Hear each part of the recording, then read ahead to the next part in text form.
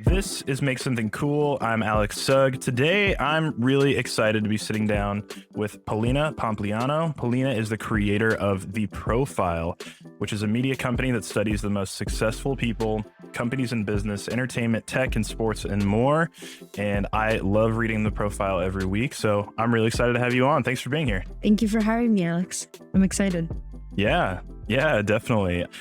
I guess to start this conversation, I'd like to go back to March of 2020. If you go to your website, your Substack, there's your headline post is talking about how at that time you took a big step. And I'd love to get into that story and around what happened during that time. A lot was going on in the world when that happened. And I'm really curious to hear about that. Yes, that day I will probably never forget because it had taken me such a long time to finally decide to leave my full-time job at Fortune magazine that I absolutely loved. And I had been there for like 5 years at that point, and to step into the unknown with The Profile and bet on myself essentially and do it on my own. I had been thinking about this decision since January of 2020. I pulled the trigger the first week of March. Still shockingly before COVID was, on the radar in the US. And then March 20th was when everything shut down. And here I was embarking on this journey as a independent creator. And I was like, what am I doing? Of all the risks that I put that could possibly happen to me, the closest one that I had, because at Fortune, I used to cover venture capital and startups and all the tech. So I had heard from investors that 10-year cycles, there's typically a recession or a financial downturn or something like that. So we were approaching that 10-year mark. So I was like, maybe that could be a threat, but I wasn't really seeing it. I was like, it's fine. And then COVID hit and I was like, oh, well, that was not on my radar, but here we are. Right. Yeah, for sure. For sure. I'm curious, are you a risk averse person? Yes. As it is, or you are? Okay. Yeah. So that was already a scary step. Yes. Let alone COVID happening. So I'm curious in that, what happened next? You took the step on your own to do The Profile full time. What happened? Yeah. And you have to understand, because I know myself and because I know I'm very risk averse, what I had done before I quit my job is I worked backwards and I did the math on how many paying members do I need for The Profile in order to match my salary at Fortune. And I had come up with this number. I was already charging for The Profile, so I kind of knew the trajectory of growth and how long it would take me to get there. So I thought I had my bases covered. And shockingly and unexpectedly, what happened to a lot of these independent creators during COVID is that people suddenly had more time at home. They were spending more time on the internet. They were subscribing and willing to pay for more high quality content. Oh, my friends were paying for master class and taking other classes and other Substacks and whatever. So weirdly, it actually exceeded my expectations because I was really nervous. Right. Yeah. So, I mean, I do wonder, is there a turning point there? Because there had to be a scary moment. So I guess I do want to kind of dig into that moment of like, okay, so now I'm here, I'm doing this full time. Was there a moment where you started seeing it kind of turn the right direction? Were you feeling it? Like, there had to be a moment of fear, I guess. Like, what was that first day not going into Fortune like, and just being like, cool, this is what I'm doing now. Like, there has to be something there that was a little scary. Yeah, for sure. No. The saddest part was that my last week at Fortune was spent at home because everybody shut down their offices. So I remember the last day at Fortune in the office, I packed up my stuff. I looked at my desk. There was nothing on it. I was like, this is so sad. Walked out, got on the subway. And I'll never forget this. I was like standing there, and to me, like I had turned this into this massive deal. Like, oh my God, I can't believe I'm doing this. Because you have to remember, March 2020, there weren't all these reporters leaving their jobs to do Substack. Like I didn't know anybody personally. So I'm on the subway and I'm looking around and I'm like, do these people not know like this is the like craziest day of my life? And like everybody's on their phones and like just another day in New York City. And I kind of liked that because it's just like, it just shows you like life always goes on. I Mm, got off. I had like a panic moment. I called my mom, and I was just like crying. I was like, did I just like make a really big mistake? And she mm, was like, if everything fails, you can always get another job, but you're going to really regret not doing this now because in the future, who knows what will happen? And she was right. yeah. So after that, and after I said, I used to write term sheet for Fortune, which is the daily deal making newsletter they have. And I sent my last edition on that Friday, March 20th, I believe. And yeah, and I just announced like, hey guys, I'm leaving. And that was, I think Yeah. that was probably the like peak fear. And then from there, when I saw the response, it kind of reiterated why I made this decision in the first place. Yeah. Yeah, I think that's so good. Like what your mom said is so spot on for creators in general. Like I think the level of I think it's Tim Ferriss. He talks about risk a lot and Mm, almost he really changed my mindset probably like maybe 10 years ago was the first time I heard him say it and I've really stuck to it is like what is the risk in not trying? Because I think we all focus so much on the risk of what happens if you try and it fails. But like really weighing the risk of not trying is arguably more important because think about where, had you just stayed in your job, never taken the leap, you would like yeah. possibly live in like regret or wondering what if for the rest of your life. And that's much worse than trying and failing and finding out, cool, now I know that I know that I know it won't work or it will. And but I would say like you have to try and there's a real risk in not. Exactly. And I think the question that I asked myself that kind of pushed me over the edge finally, because I was going back and forth whether I should do it or not. The question that I asked myself is if I've been at Fortune for 5 years already. If I stay in this job at this place with these people for another 5 years, will I have learned more or less than if I leave, do the profile full time, fall flat on my face? Which experience would have taught me more? And it's Mm, so ironic because at Fortune, I wrote about entrepreneurship and with the profile, I was actually living it. And I actually understood what it right. takes to manage all these things or like think about all these things that I had never had to before. And I also think that like a lot of us, our fears are misplaced. When I was at Fortune, my biggest, for some reason, I never thought about, hey, what happens if I get laid off? Which media goes through cycles all the time. I should have expected Oh that. yeah. Like I've seen my colleagues go through it. I don't know why I felt so secure when my entire income came from one source, which was my salary. And if that ever went Right. away, which in time when COVID hit, a lot of people got laid off in Mm, media. But when you're an independent creator, you're doing something for yourself, you control how many streams of revenue you have. So I had yeah. advertising, subscription revenue, sponsorships, licensing, like then there were freelancing, like that's just five off the top of my head. And there's so many Mm, more that you can create. So if one dries up, you're not completely wiped out. for sure. For sure.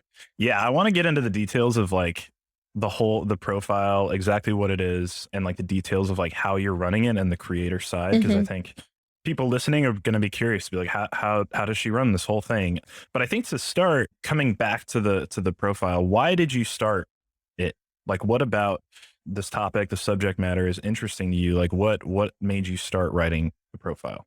Yeah. And I think that a lot of times people, when you're in business school or wherever you are in your life, a lot of the advice that you get is make a business plan, have a blueprint, make sure you know exactly how you're going to make money in the future.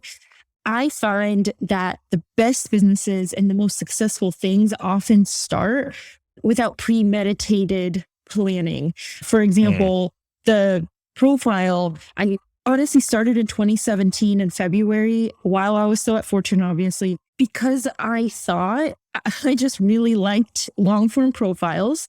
And what I was doing anyway is I was sending them over text or on Slack to my friends and family and colleagues and be like, what do you think about this? You got to read about this person. And like, I knew, for example, if I knew my mom was really into X person and there was a profile on Jennifer Aniston, I would send it to her, be like, you will love this. So it kind of became like a mm, curator for people personally.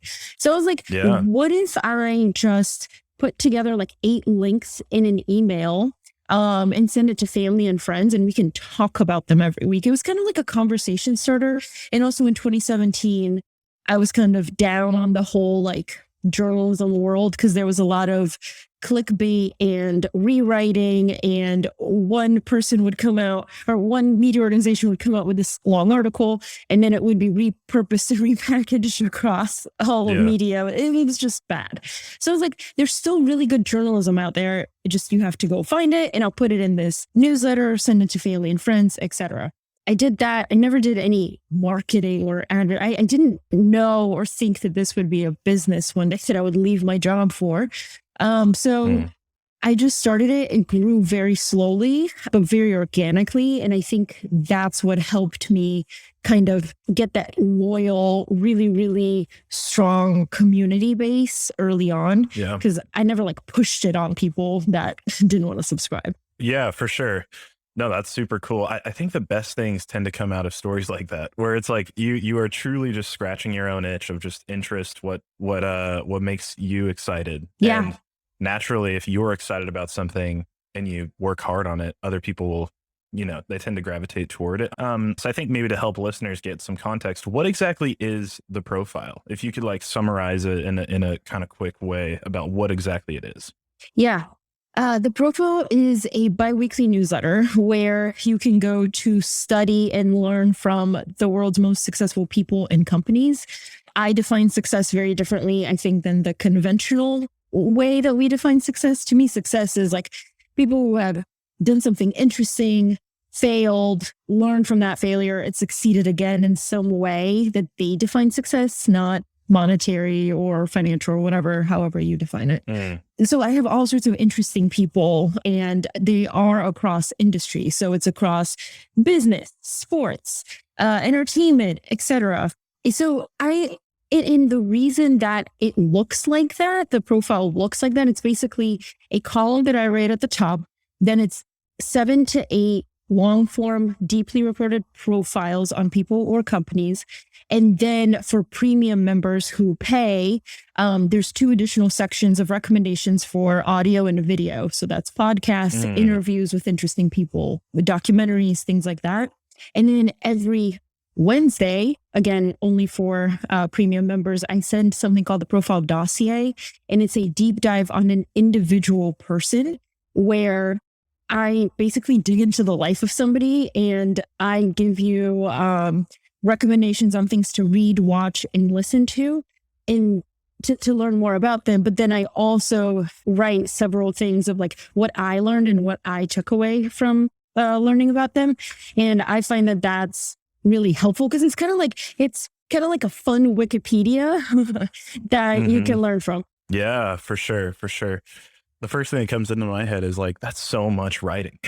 You must be writing all day. Yeah, but like that's like my dream, right? Like if somebody had told me that for a living, I would just read and write and I would get paid for it, sign me up. So that's essentially what I'm doing. Yeah, for sure. No, that's definitely a dream job. I think something interesting to dig into is around, I think the profile and your story is like the perfect snapshot picture of the modern creator economy and what's possible. I think that there are a lot of people who are wanting to start a Substack, or like I post all my stuff on Ghost, which is similar to Substack, but like you can have like paid tiers for content or using a Patreon or something like that. And I'm really interested to hear your experience with it, because I think it's pretty insane that we live in a time where as an individual, you can literally run a media company as a single entity, as a single person. And I'm really curious about your experience in the creator economy, how you've got, like what you've learned about what is possible. And also, if you want to get nerdy at all about some of the details, I'd love to hear about that as well, because to me, I just find it so fascinating how now more than ever, an individual brand can succeed. Literally, there's never been a time like this. So I'm really curious to hear you talk about the like an individual being in the creator economy. Absolutely. So the creator economy has kind of always existed in some way, except for the fact that if you're an artist or a writer, you needed the legitimacy of these legacy institutions to put their stamp of approval on you and then be like, oh, this person, and then you kind of rise up from there. or not unfortunate, very fortunately, right now we live in a time where that legacy world is crumbling, and a lot of the writers who were at these traditional media companies are realizing, like, hey, hold on a second. If I have distribution and I have a talent for X or I enjoy Y, why can't I just do it myself? And in many cases, make more money. And I will never get mad for any platform that helps writers make money. I know there have been a lot of thought pieces about Substack and Ghost and all these platforms. I don't care what you use if you are making money. Like, for such a long time, I majored in journalism in college. I wrote for the high school newspaper. It was beaten into my head that if you choose journalism as a career, like, you will never make money. And that's just how it is. Right. And it's like, why the hell not? Right. Especially if you want to learn the business side and you're curious about entrepreneurship. I realized this when I interviewed Brandon Stanton, who created Humans of New York. And he was kind of an early creator, right? Like, he started in 2010 or 2011. And he was like, I took photographs, but I wasn't good. And nobody wanted to publish my work. Like, in New York Magazine was like, what is this? Right. So he was like, I was just forced into doing it myself. When you're forced into doing it yourself and you're good at what you do and you're somewhat innovative, and he used Facebook early on to post his photos, he kind of rode that wave, and Humans of New York is now incredibly massive and arguably even better. He does better profiles than New York Magazine does. So that I think, like, there's always been a place for that. Now it's just so much easier. And I think a lot of people are seeing the fact that you can make more money than you can do at your job, where you're not getting raises and there's a threat of you being laid off. Why not take that shot? Totally. I'm fascinated by the idea of legacy distribution. You and I come from a similar background of financial business news, which is a very small niche world that I'm happy that we share that, because not a lot of people share that.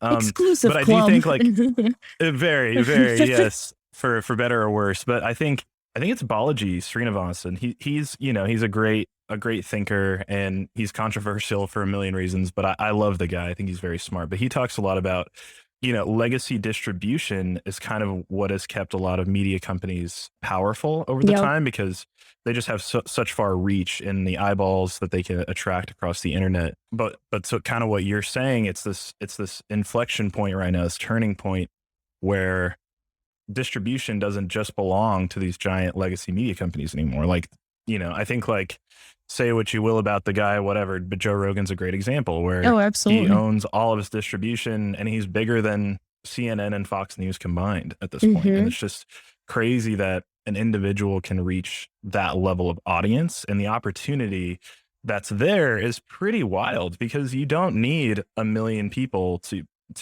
make a living, to follow you, to make a living online. You only need, I think it's Kevin Kelly's 1,000 true fans. You need 1,000 people willing to pay you $100 a year for what you do, and all of a sudden you're making a living.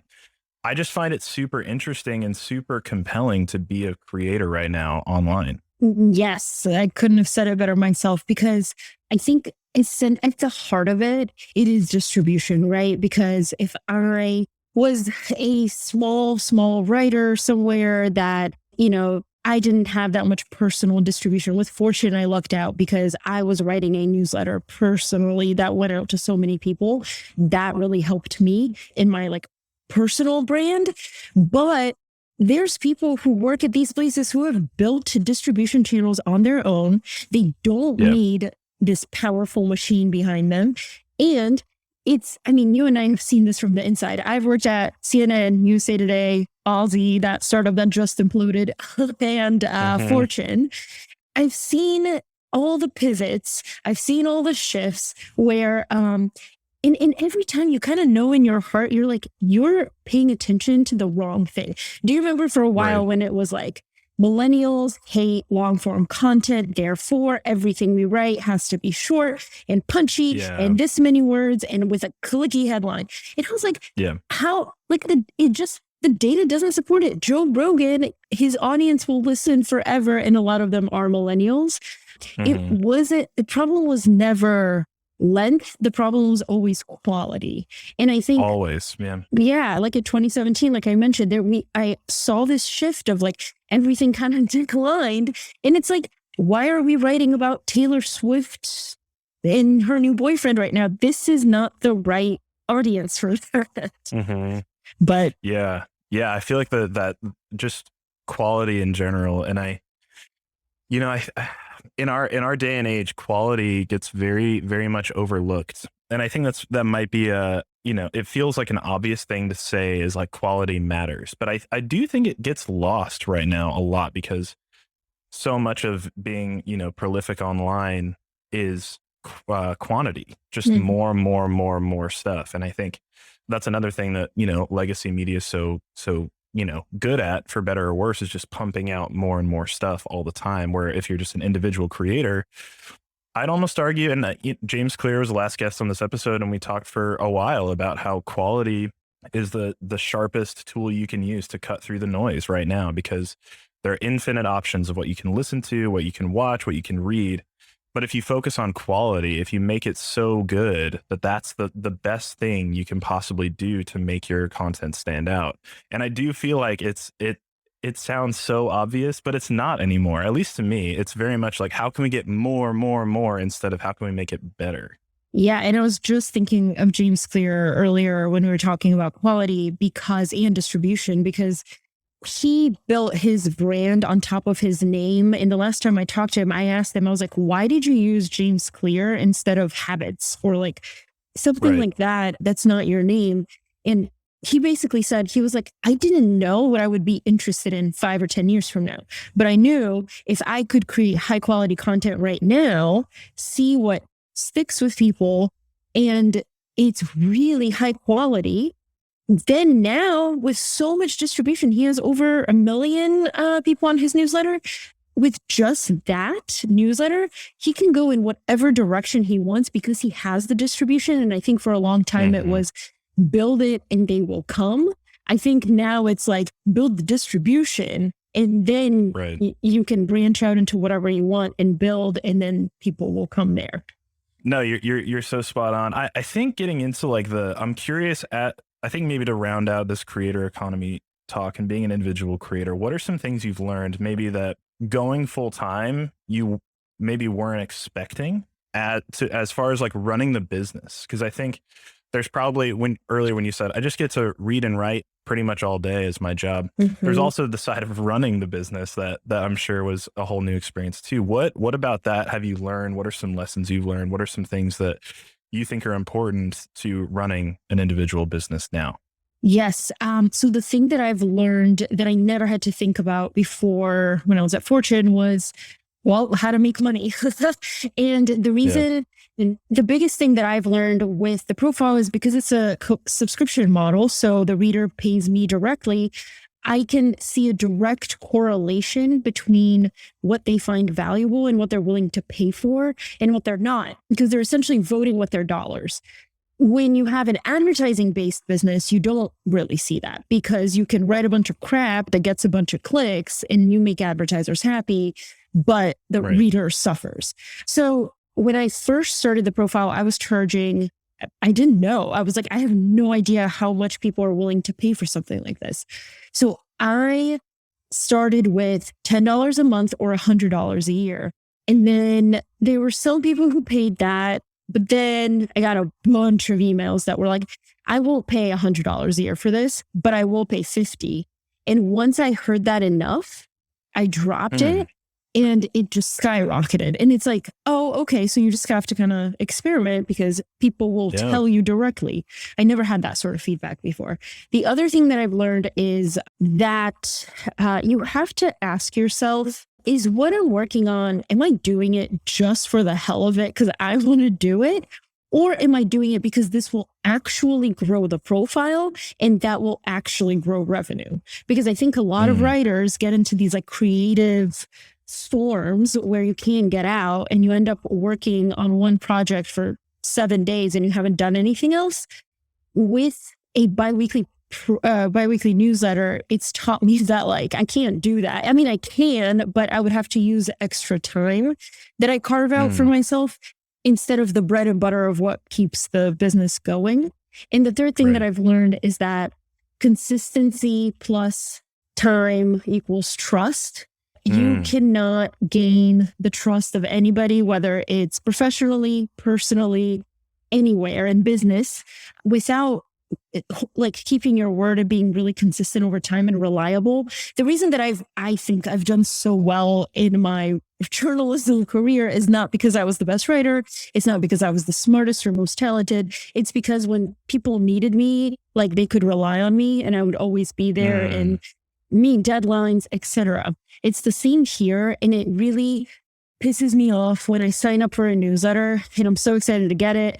And then the writer's like, I'm taking a vacation for 2 weeks. And I'm like, well, great right. for you. But like, I just signed up. I'm new to you. So I Mm, wanted to avoid that at all costs because I take it seriously that people pay me. So I don't ever want somebody to pay me and me being like, I have, I'm getting married next weekend, so you're not going to hear from me. So I always, whenever I knew that there was a life event coming up that would take a big chunk of my time, or there's always emergencies and you get sick and things happen. So sure. I have created kind of a bank of content that I can rely on in those times that all I have to do is schedule it. It goes out. People still get the consistency and I still get to take a break. Totally. No, that's so smart. I do. I mean, I've been that person who I get tired or worn out or whatever and I choose to, pivot or whatever it is. And then I know I've gotten feedback, like direct feedback from people where it's like that's really disappointing when you stop or when you because it really is like you're kind of making a promise and it sounds silly, but it's Hmm. true. If someone signs up for your email newsletter, even if it's free, they're signing up for a promise to get something of value from you because they're giving something valuable to you in return. And I really do think like taking that seriously and that consistency seriously is really, really wise. I think you also banking content is interesting. Can you dig into that a little bit? Like how you have profiles or content kind of ready to go for those times when you're gone. Do you just have them ready like at all times? Yes. So I'm pulling it up right now. I have a place where I have evergreen columns. So these are things that like I've thought about and kind of like written. Mm, So they're there. I haven't used them yet, but like if I'm ever short of content or I ever want to take a vacation, I can pull one of them. It's still me. It's still original content. I still wrote right. it, but just I have it in this bank. So right now I have 1, 2, 3, 4, 5, 6, 7, 8. So that's 2 months worth of It's calls. amazing. And then Yeah. for the Wednesday dossiers that I mentioned on different people, I I have again 2 months worth, and I have some that I've never published, like Stacey Madison, the creator of a pita chip empire, Melanie Perkins, the billionaire founder of the world's most valuable software startup. That is so cool. I'm very jealous. That's that's But inspirational to save up a bank of work because now you can, literally fall off the map for 2 months and be set still take care of your audience. It's really cool. it just the one thing I will say is it does suck like in the moment where you're like, oh, I have to take maybe an extra day and do this. And Right. it'll take me a long time, etc. But I in those situations where I'm always like, oh, this sucks, I always say like future Paulina will thank you. And that's what Yes, keeps me going. 100%. For sure, for sure. I want to dig into the profile a little bit as like the thing it is, which is studying successful people and companies. And I'm really curious, maybe at the highest level, you've studied a ton of different people and companies. What Mhm. are some common themes that you found across the board in learning from different, founders, successful people and companies that might be relevant to, an independent creator all the way down to, the trickle down from the biggest and the best in the world to the individual? Yes. The biggest one that I always think about is that those people, the people who have really, really succeeded and they're just exceptional people that we think about, are people that have reinvented themselves time and time and time again. even in the face of like serious failure, even in the face of like where you and I would be like, oh no, there's no coming back from this. Examples that come to mind are Kobe Bryant, basketball, investor. He wrote, a movie. He won an Oscar. Hmm. Things like that. Like it was different. He had different chapters to his life, and you couldn't always put him in a box. I always think about it like if I'm writing an article about this person, how do I describe them? Because you can't just describe them in one word. You can't just be like athlete Kobe Bryant. Right. Martha Stewart, another one. I mean, the fact that she came back after going to prison for insider trading, and she is now a person who has appealed to my grandmother's generation, to my mom's generation, now to me, that's really Yeah. rare and really, really hard. But it's just, I think it's being able to reinvent yourself time and time again, but it's also like reframing failure and what that means to you, because some people will fail once and then never try again. And then other people see failure just as, oh, I took a risk and it didn't work out. Like Right. Sarah Blakely, that's how she thought about failure. And that's why she's now a billionaire. Yeah. That's so interesting. And I even think about just like quitting too soon. Mm, Anytime I talk to anybody about like getting into podcasting or media or whatever it is, I like the first thing I think of is like right now, probably the best competitive advantage someone can have, especially in the beginning, is not giving up too soon or not yeah. quitting after your first failure. Because I feel like that's where 99.9% of the drop off is someone might try it and it gets hard and they quit, or they might try it and it fails. So then they quit. But what it kind of is in parallel to what you're saying is a lot of these successful people come back from failure just stronger and better from it. I'm curious, like, yeah, like that's super interesting to think about. Is that a common theme for founders? And it's just like they would have Some like founders. failure. Okay. I think for founders, it's slightly different. It's like the best founders I've found are the ones who have failed. And then they're like, they have this chip on their shoulder of like, shit, like, oh, sorry. Can I curse on You this? can cuss, say whatever All you right, want. great. Yes. No, but like, I failed. Now I have a chip on my shoulder. Now I need to prove myself. And those are the people that like go on to do something else that really succeeds, Mm, because they're just like angry and hungry, and that's really rare. That's why you will see like the founders of all these really big companies now, they probably had something in their past where it just like failed completely. And then the other thing that I was going to say is what you just said about you quit too soon. Ira Glass, who is this like podcasting, genius behind This American Life, he talks about the gap between your taste and your skill, and how so many people start with really good taste. Like they know they're a really good curator, a really good podcaster, a really good writer, but because they're so afraid of not being perfect and not putting out something into the world that is perfect, by the time they launch it and then they get feedback, there's been somebody else who has like released something shitty into the world. It's been a rough draft and iterated over and over and over again. He did that for 10 years. And finally, the gap between your taste and your skill began to shrink. And you right. actually are putting out something so amazing. And that's why I always say, like, you're not a real creator until you put something into the world and open yourself up to critique and just like wildly horrible things on the internet that people will give you all kinds of feedback.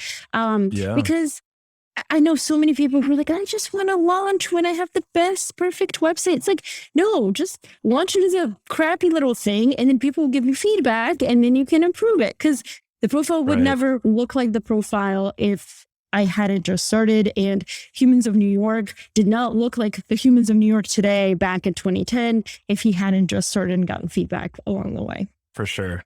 Again, I think iteration is like the key to all of this. And I feel like I talk about it every episode, but I think it's important enough to talk about it again, is that I honestly feel like iteration is kind of the whole game right now. Is if you are willing to mess up publicly and Yes. then keep trying new things until something sticks. That's really the key, because if you try once and it falls apart, then you're just kind of giving up. But if you are willing to be the person who looks stupid for a while, you will eventually be the smart one because you didn't give up too soon, you know? And Yeah. I find that really interesting. Did you, when you were first starting out, did you have a period of iteration? I know you said you started with like sending an email to your friends and family and colleagues, but when you started realizing like, oh, the profile could actually be a lot bigger, was there what was that iteration period like for you? Yes. So I actually didn't realize how thin my skin was for feedback Mm, until I started writing every day, because I had been writing for years before. At Fortune, I started writing Term Sheet, which is a daily newsletter, and it goes out to really, really, really smart people. I had been writing, but a lot of news organizations had shut their comment sections off, so I couldn't see that. And that used to be a horrible place. So the only feedback I right. would really get is if somebody felt strongly enough to email me or on Twitter. But I didn't really have a big enough Twitter for anybody to care. So Sure. so I never really got feedback except from my editor, I guess. So then when I started writing Term Sheet, it was every single day. And every single day, I would get really, really harsh feedback, especially in the beginning, because I had taken the newsletter over from two very talented writers. Nobody knew who the hell I was. Nobody cared. And Right. so they were more than happy to give me their feedback. Sure. That in the beginning, I used to get so upset. And then I was like, you don't have to attach feeling to everything sometimes. And Mm, feedback is just feedback. And sometimes like they care about this newsletter so much they want it to get better. So I started like taking it and implementing right. certain things that they suggested, and it did get better, Sure. and I earned their trust. So then with the profile, I wasn't as nervous. I still have gotten really harsh feedback, but in a weird way, like I appreciate it because I'm like, oh yeah, you care. um, Oh, that's good. I like that. That's a better but perspective. exactly. But the other thing is that I think if you are right now listening to this, find something in your field that you can do every single day that opens you up to every single day of feedback or criticism. Mm, yeah. I mean, that's really tough though, because especially, I mean, for me, I would consider myself a recovering people pleaser. I really like It's people liking me. absolutely same. Yeah, it's really hard for me to have people dislike me or to have conflict or things like that, where I just really, that's just part of my personality. I really like to be liked. And so but a huge part of the playing the internet game and creating content that actually, you know, connects with people in any real way, it can't be for everybody. That's the thing. And then you also Hmm. have to really start to build a little bit of a Teflon exterior to, you know, criticism and feedback online. And I think what you're suggesting is like the healthiest version of it, where, because I hear a lot of people who are just like, yeah, I just don't read my YouTube comments anymore, or I just Mm, don't read the comments anymore on anything because it's so hard on me. And I think like that's, if that's what you need to do for your mental health or whatever, I totally get it. I'm sure at a certain scale, it's just totally useless to read that stuff and just hmm it's probably damaging. But I also think like there's probably some signal too in that noise. And like to what you said, like somebody cares this much to write this mean of a comment. There's some signal there to like really take notice of and be like, cool, what's missing here that I can improve on? Right. Kat Cole, who's one of the best, I think, operational leaders I know. She used to be at Focus Brands. I heard her on a podcast once say when she was really young when she was in these leadership roles, and she was managing a lot of people who had worked there for decades. And so she was like, how do I earn their trust? Let me ask for feedback, let me ask for criticism, etc.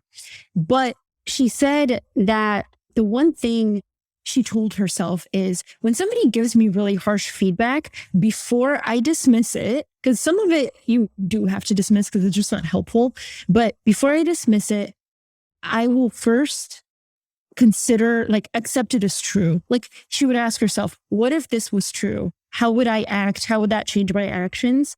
And so Mm, before you dismiss something, accept that it's a fact and think about, like, okay, so if this is a fact, like, what can I do to make it better? Because I think that that's the definition of constructive feedback. If somebody's just Mm, like, I hate your hair, like, what am I going to do with that? I mean, I could change my hair, sure. but I'm not going to do it for one person. Um, Right. yeah, I think there's a danger in like becoming like kind of like getting whiplash from like taking Hmm. everybody's feedback. But if you hear something more than once, you might want to explore that a little bit more. But I do think that right now we do live in a society of a lot of people pleasers and a lot of people who it's like I'm the same way. I love for people to like me. The way that I separate that out is like I'm like this is my professional life and like I do this, for a living. People pay me, and then there's my personal life that a lot of people actually don't know a lot about because I don't put that out Right. there for it to be criticized. Mm, right. Yeah, I think it was Jack Butcher and I when we were talking. He was talking about how there's this really painful period of being a creator where you are starting to separate you're diverging from your real life friends and family to your internet friends and followers and audience. And he's like, it's this really horribly awkward period. And he said, like, it was like 2 years straight, he was just writing posts into the void where like only his mom would comment and like his stuff for like 18 months, I think he said. But I thought it was such a good and true comment of like, there's this painful period where, especially if you are, a self-aware person who likes people to like you, where you're like, man, this is awkward because I know only my real life friends or people who I've interacted with or went to high Yeah. school with or whatever are seeing this stuff that I'm posting.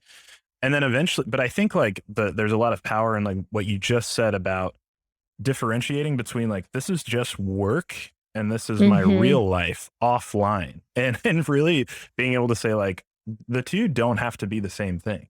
And I think but that's a really kind of awkward mentality to kind of really fit into your life, especially now when the two worlds blend so much between digital and real life. I just find that Yeah. really interesting, and it is an awkward moment when you're like, all right, this is for internet work world and this is for personal world.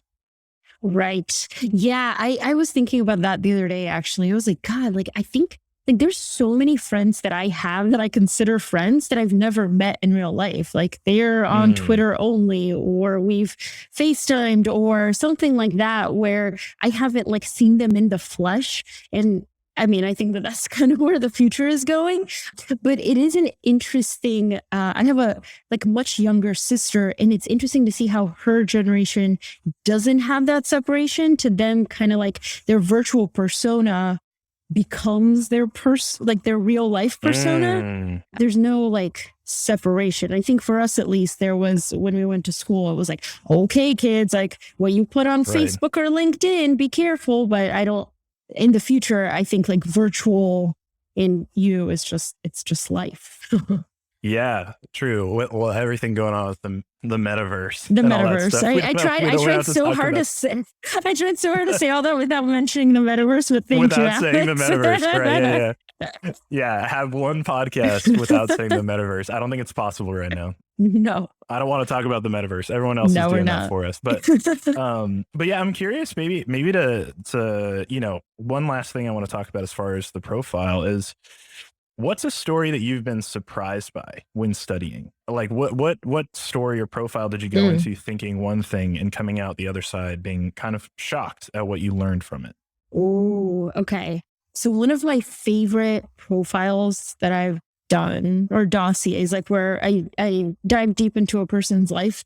I had read a little bit about Grant Achatz. Do you know who that is? I don't. Okay, yeah. So I don't think a lot of people do. I certainly didn't. But he is a chef, and he created Alinea, which is this restaurant in Chicago, super innovative, and it was like the world's best restaurant for a number of years.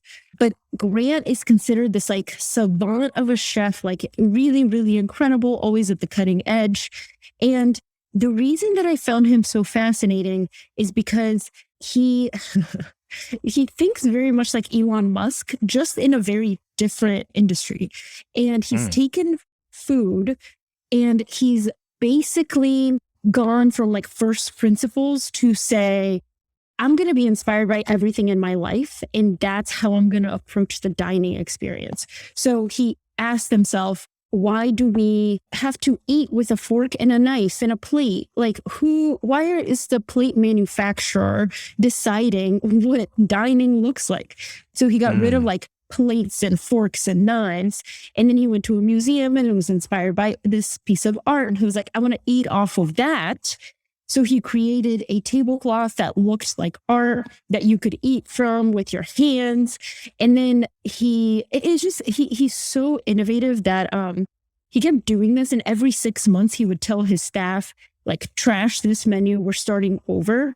And the reason he did that, and they hated it, obviously, they're like, this is really good. Like, people are really loving this menu. And he's like, I don't care. If we keep doing this, we're going to become complacent. So to promote innovation, he would do that every 6 months.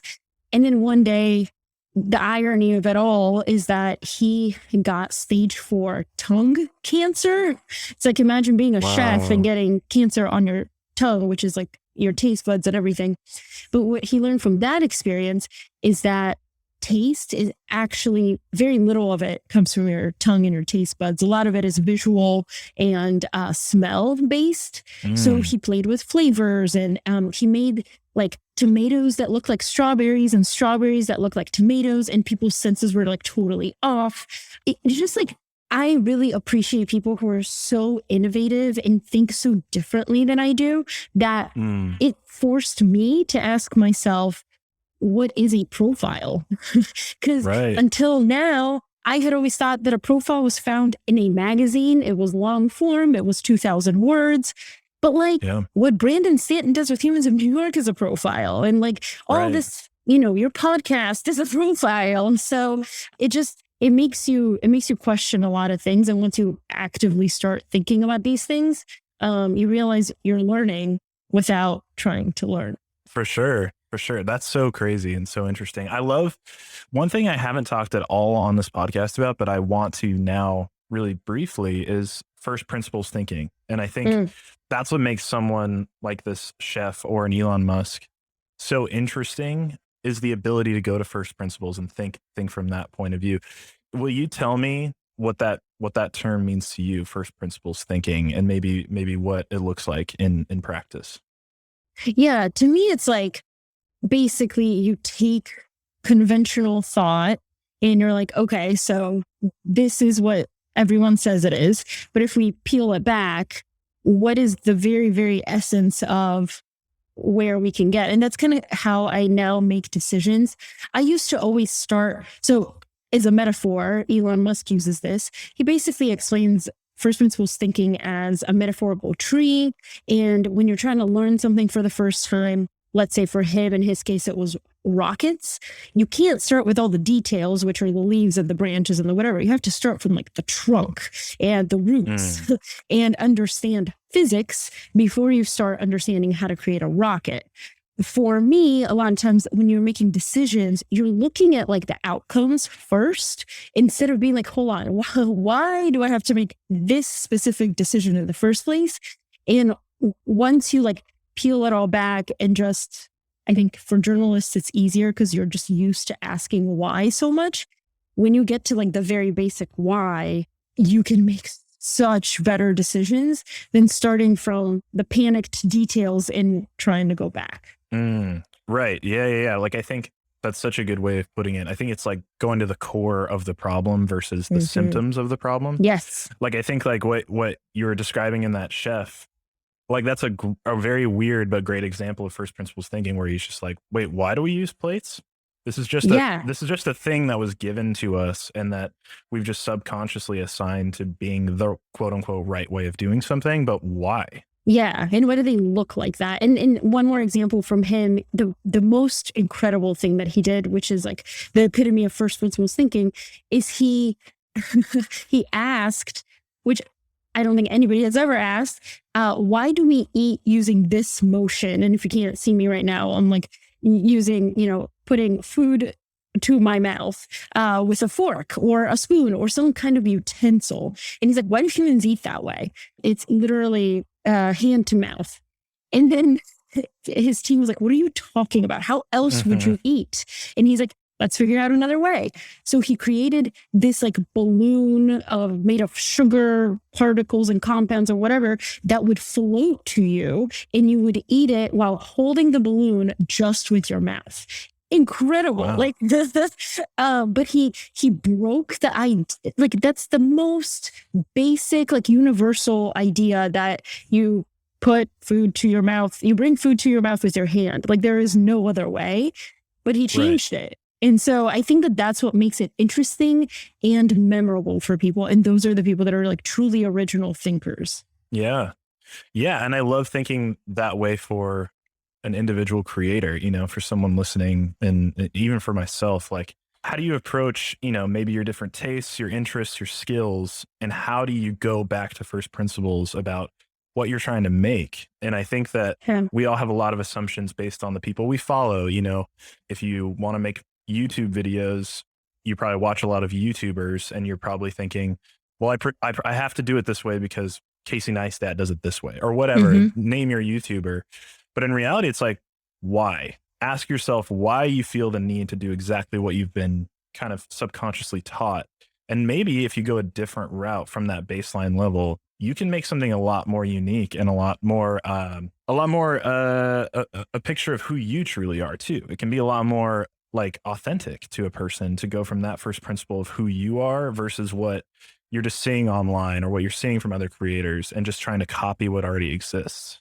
You know, it's so hard, Alex, and I struggle with this because a lot of the advice that you get as a creator is find your people or find a circle or a community that's already doing what you're doing, and you can brainstorm with them and you can like talk about ideas, etc. But like you're already surrounded by those people. The problem is what you just mentioned is like, well, if you go on YouTube and you see like how everybody else does it, you kind of internalize it without realizing that you're doing that.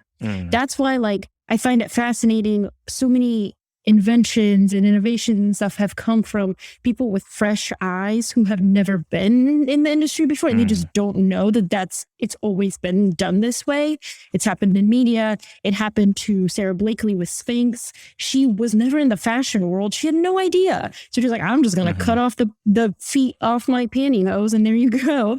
And it's like nobody in the fashion world would have been like, this is high fashion. Like, but she didn't know what she didn't know. So that actually ended up weirdly helping her. So it's like, yes, you need the community, but how do you avoid from it becoming your echo chamber that like imprisons you? Yeah, for sure. And that's what makes a creator unique, is drawing from different sources and different, you know, everybody has things that they're a super nerd about that other people aren't. And it's like, how can you make those like super nerdy things like align with what you're working on and creating? It's kind of like my favorite mental model is like always a Venn diagram. I feel like I think in Venn diagrams all the time, just like, what are these two circles and what's the connecting part in the middle that you can share?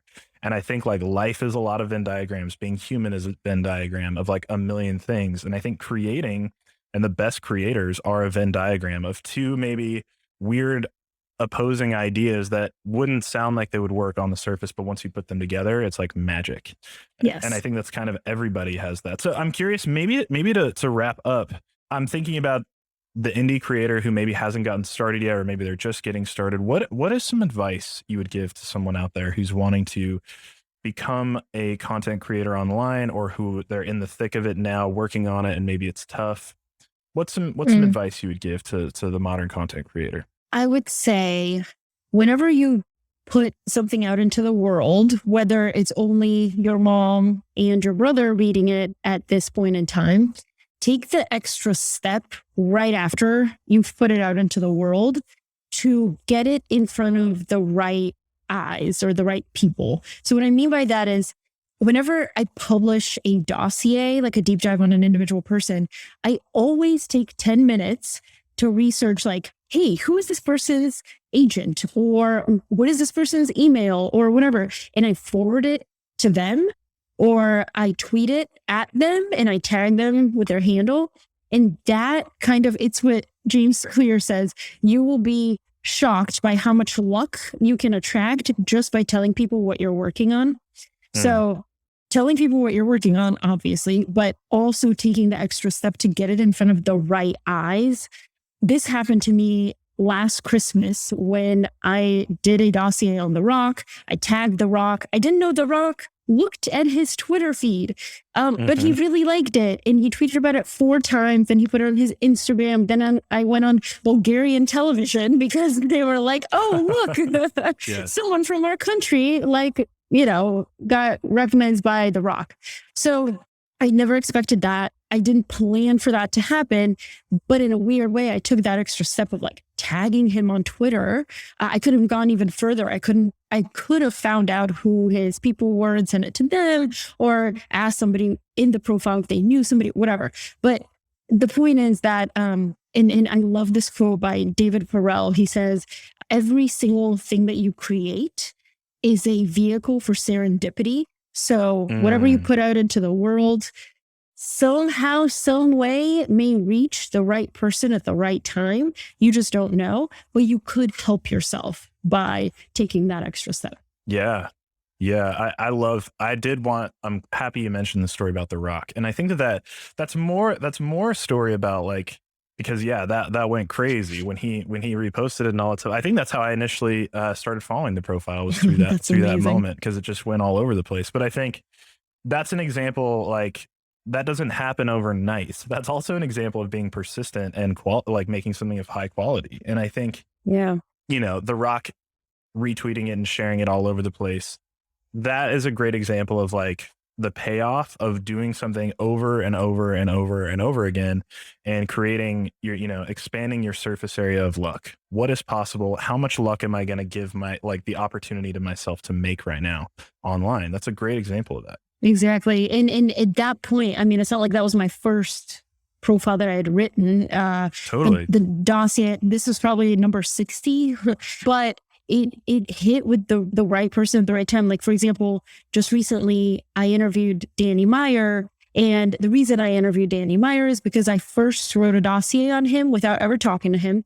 My old editor at Fortune saw it. She knows him. She forwarded it to him. He really liked it. He DM'd me on Twitter and said, hey, I really like this. Thank you for featuring me. And I followed up with, hey, can I interview you for the profile? And that's how things happen. It's not that organic.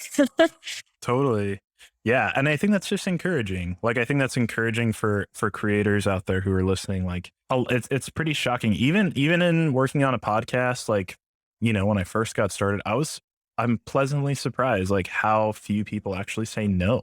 Yeah. A lot of people say yes, but you have to ask, you have to bring it with quality. You have to bring it with, you have to just show up consistently. But it's pretty amazing right now to live in this time where a lot of people will say yes if you set yourself up right and you make quality work. So Polina, it's been so great talking to you. I'm curious, where do you want to redirect people? Obviously the profile that'll be linked in the show notes for this episode. Is there anywhere else you want people to come follow you or find you? That's it. Just theprofile.substack.com. Thank you, Alex. This is a great conversation. Yeah, it was super, super fun. And thanks to everybody for listening. If you enjoyed this episode and want to get more of these conversations sent directly to your inbox, please head over to alexsug.com and sign up for my newsletter. And as always, please go leave a 5-star rating and review on Apple Podcasts for the show. That helps us get the word out. And last but not least, this episode was edited and produced by the mighty Josh Perez. If you are looking for help with your podcast, Josh is your guy. He's a great producer and an even better person. So please get in touch with him at justjoshperez.com. I will be back soon with another new episode. So until then, let's go make something cool.